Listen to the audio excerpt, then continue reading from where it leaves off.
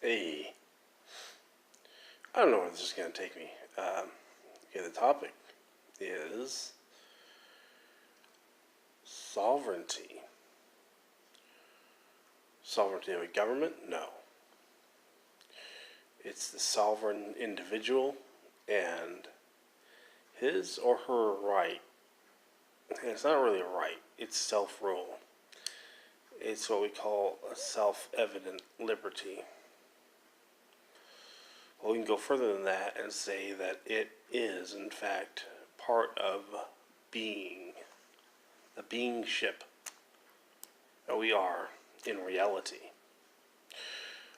So, okay, now think about this. Here's the argument for sovereignty of the individual and self-rule. Do you work? Do you go to school? Do you manage a household? Do you drive on the road?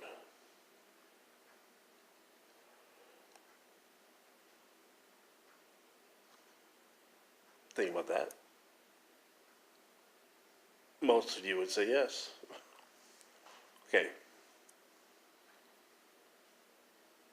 Now, do you genuinely foobar, F up those ideas, those concepts?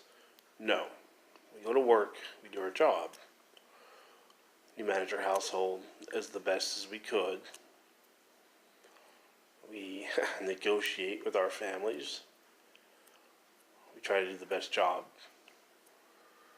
When we drive a car, we just don't pull a left and run head on to another car, kill ourselves and the occupants coming towards us, right?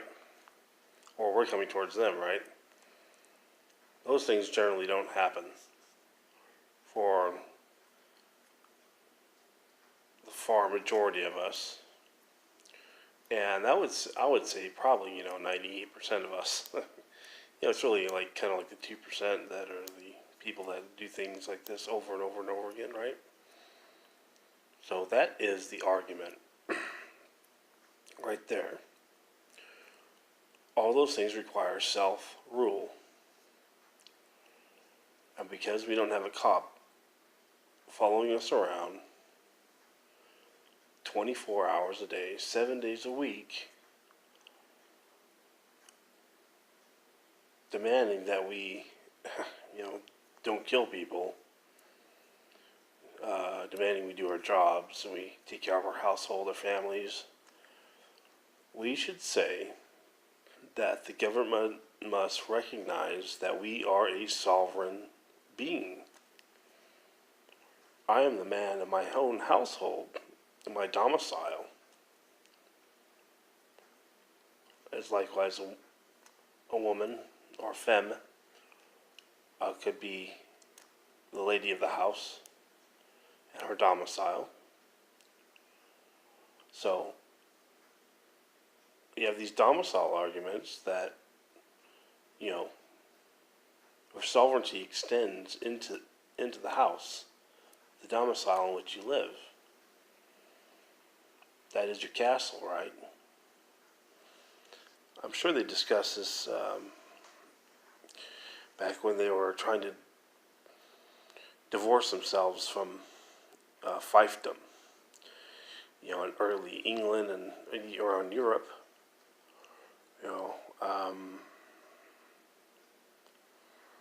I gotta look up the Magna Carta. The Magna Carta, I'm sure it must have touched on this.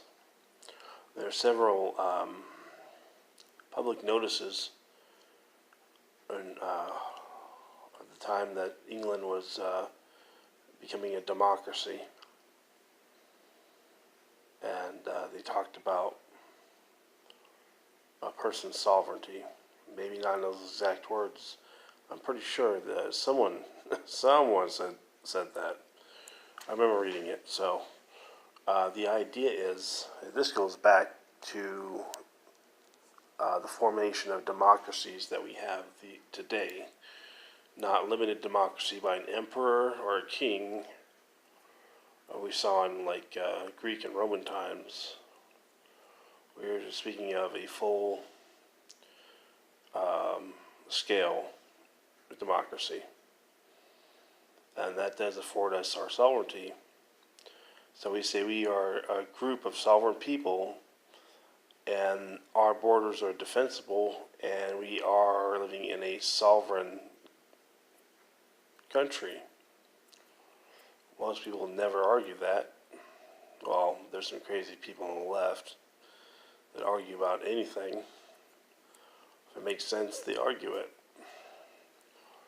But I won't take any pot shots at them today. The thing is, if we have sovereignty, that means we have individuated liberty, right? So this idea here is, I'm my own sovereign being, my beingship. I have the right to self-rule. So if I rule myself, I have my own diaspora. That is the sum of my situations and of my reality. That is it a sphere? It's really not, because it's a human process here.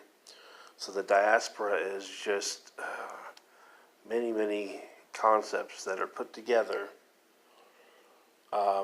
They cannot be weighed by the government, right?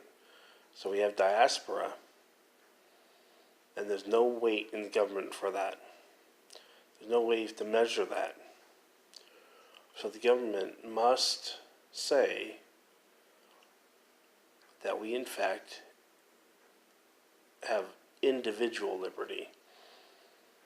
They cannot make blanket rulings that covers everybody, unless they can prove something. Well, okay, so you drive in your car, everybody gets that the speed on the highway is 65 miles per hour for safety reasons, and they've basically proven that. In fact, they've proven the faster you go, the worse it gets, right? So you could take the highway speed down to 45 if you really wanted to. So that's the whole point of all of this. Thank you.